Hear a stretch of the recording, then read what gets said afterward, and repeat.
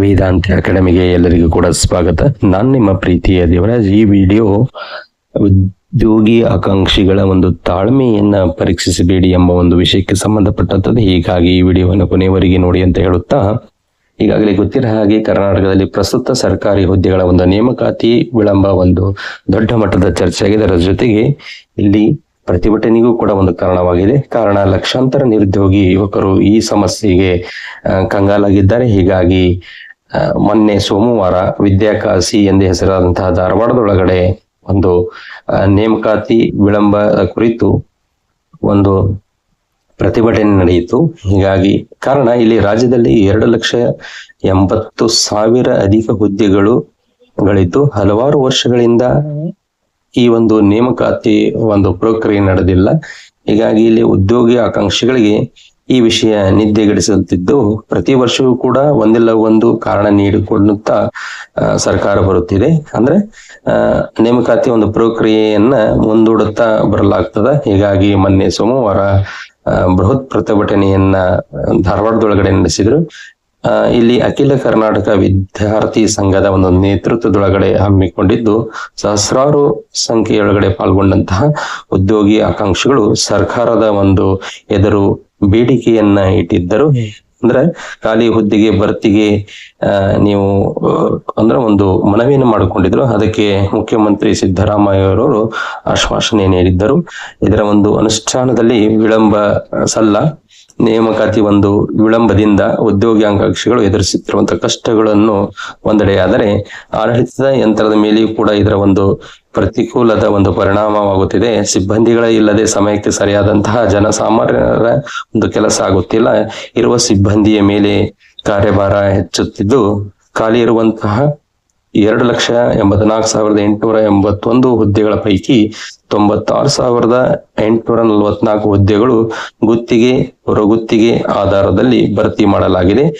ಈಗ 1,88,037 ಹುದ್ದೆಗಳು ಇನ್ನೂ ಖಾಲಿ ಇವೆ. ರಾಜ್ಯದಲ್ಲಿ ಸರಿಯಾದಂತಹ ಒಂದು ಅವಕಾಶ ಸಿಗದ ಕಾರಣ ಯುವಕರು ಬೇರೆ ಬೇರೆ ಒಂದು ಖಾಸಗಿ ಕೆಲಸದಲ್ಲಿ ಸೇರಿಕೊಳ್ಳುವಂತದ್ದಾಗಿದೆ. ಕಾರಣ, ಇಲ್ಲಿ ನೇಮಕಾತಿ ಸರಿಯಾದಂತಹ ಒಂದು ಸಮಯಕ್ಕೆ ಆಗದೇ ಇರುವುದರಿಂದ ಇಲ್ಲಿ ಅಭ್ಯರ್ಥಿಗಳು ಅಂದ್ರೆ ಸ್ಪರ್ಧಾ ಆಕಾಂಕ್ಷಿಗಳ ಒಂದು ವಯಸ್ಸು ಕೂಡ ದಾಟುತ್ತಿರುವುದರಿಂದ, ಹೀಗಾಗಿ ಅವರ ಒಂದು ಇಲ್ಲಿವರೆಗೂ ಕೂಡ ಅವರು ಹಾಕಿದಂತಹ ಒಂದು ಪರಿಶ್ರಮ ಅಂದ್ರೆ ವಿದ್ಯಾಭ್ಯಾಸದಲ್ಲಿ ತೊಡಗುವಂತಹ ಒಂದು ಅಭ್ಯರ್ಥಿಗಳ ಒಂದು ಪರಿಶ್ರಮ ಕೂಡ ವ್ಯರ್ಥವಾಗುವುದರಿಂದ, ಹೀಗಾಗಿ ಇದನ್ನ ಮನಗೊಂಡಂತಹ ಒಂದು ಸರ್ಕಾರ ಏನ್ ಮಾಡ್ತು ಅಂತಂದ್ರೆ, ಇಲ್ಲಿ ಇತ್ತೀಚೆಗೆ ಉದ್ಯೋಗಿ ಆಕಾಂಕ್ಷಿಗಳಿಗೆ 5 ವರ್ಷ ವಯೋಮಿತಿಯನ್ನ ಸಡಿಲಿಕ್ಕೆ ಘೋಷಿಸಿದೆ. ಹಾಗೂ ಬಾಕಿ ಇರುವಂತಹ ನೇಮಕಾತಿಯನ್ನು ಆದಷ್ಟು ಬೇಗ ಪೂರ್ಣಗೊಳಿಸಲಾಗುತ್ತದೆ ಎಂಬ ಒಂದು ಭರವಸೆಯನ್ನ ನೀಡಿದೆ.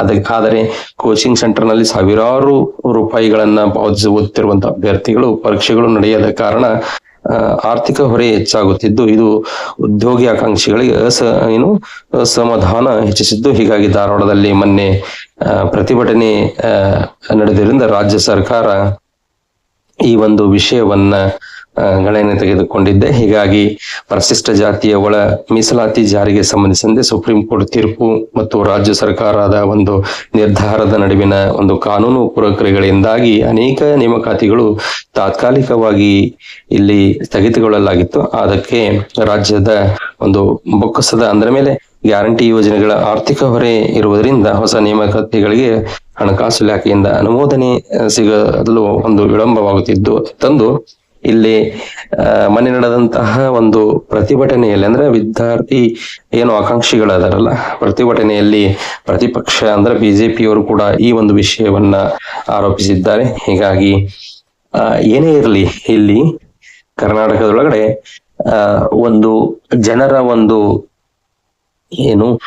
ಸುಖ ಸಂತೋಷಕ್ಕೆ ಯಾವುದೇ ಪಕ್ಷ ಅನ್ನದೇ ಇಲ್ಲಿ ವಿದ್ಯಾರ್ಥಿಗಳ ಒಂದು ಭವಿಷ್ಯವನ್ನ ನಿರ್ಮಾಣ ಮಾಡಿಕೊಳ್ಳಲು ಎಲ್ಲ ಪಕ್ಷಗಳಾಗಲಿ ಒಟ್ಟಿಗೆ ಸೇರಿ ಇದರ ಬಗ್ಗೆ ಚರ್ಚೆಯನ್ನು ನಡೆಸಿ ಆದಷ್ಟು ಬೇಗನೆ ಉದ್ಯೋಗ ಒಂದು ಆಕಾಂಕ್ಷಿಗಳಿಗೆ ಒಂದು ಹೊಸ ಒಂದು ಸಂತೋಷದ ವಿಷಯವನ್ನ ಕೊಡಲಿ ಎಂದ ಆಶಿಸ್ತಾ, ಅಂದ್ರೆ ಇದರ ಬಗ್ಗೆ ಎಲ್ಲರೂ ಕೂಡ ಆಲೋಚನೆಯನ್ನು ಮಾಡಬೇಕಾಗ್ತದೆ. ಸರ್ಕಾರಕ್ಕೆ ಈ ಒಂದು ವಿಷಯವನ್ನ ಮುಟ್ಟಿಸಬೇಕು. ಕಾರಣ ಇಲ್ಲಿ ನಿರುದ್ಯೋಗಿಗಳ ಒಂದು ಸಂಖ್ಯೆ ಕೂಡ ಹೆಚ್ಚಾಗುತ್ತಿದ್ದು, ಅವರ ಒಂದು ವಯಸ್ಸು ಕೂಡ ಮೀರುವಂತದ್ದು. ಹೀಗಾಗಿ ಅವರ ಒಂದು ಭವಿಷ್ಯವನ್ನ ನಿರ್ಮಾಣ ಮಾಡಿಕೊಳ್ಳಲು ಇಲ್ಲಿ ಯಾವುದೇ ಒಂದು ಪಕ್ಷ ಅಂತಂದ ಭೇದ ಭಾವ ಮಾಡದೆ ಎಲ್ಲರೂ ಕೂಡ ಒಗ್ಗಟ್ಟಾಗಿ ಈ ಒಂದು ವಿಷಯವನ್ನ ಸರ್ಕಾರಕ್ಕೆ ಮುಟ್ಟಿಸಿ ವಿದ್ಯಾರ್ಥಿಯ ಒಂದು ಭವಿಷ್ಯವನ್ನ, ಅಂದ್ರೆ ಉದ್ಯೋಗಿ ಆಕಾಂಕ್ಷಿಗಳ ಒಂದು ಭವಿಷ್ಯವನ್ನ ನಿರ್ಮಾಣ ಮಾಡಿಕೊಳ್ಳಲು ಸಹಾಯಕಾರಿಯಾಗುತ್ತದೆ ಅಂತ ಹೇಳುತ್ತಾ ಮತ್ತೊಂದು ವಿಷಯದೊಂದಿಗೆ ಮುಂದಿನ ಒಂದು ವಿಡಿಯೋದೊಳಗಡೆ